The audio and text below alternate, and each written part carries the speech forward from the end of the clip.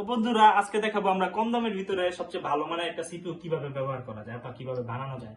তো আমি একটা 12 ভোল্টের ফ্যান নিছি, যেটা 12 ভোল্টের মোটর। এটা একটা ফ্যান দেখতে পাচ্ছেন, এটা এভাবে ঘুরে আর এটা দিয়ে আমি একটা ওটিজি দিয়ে কেবলটা সংযোগ করছি, যেহেতু ফ্যানটা হলো 12 ভোল্ট। তো আপনারা চাইলে কম ভোল্টও নিতে পারেন। তো 12 ভোল্টের ফ্যান তো একটু অস্থির করবে আমার মোবাইলে, যেহেতু আমার মোবাইল 9 ভোল্ট সাপ্লাই দেয়, রিয়েলমি 8।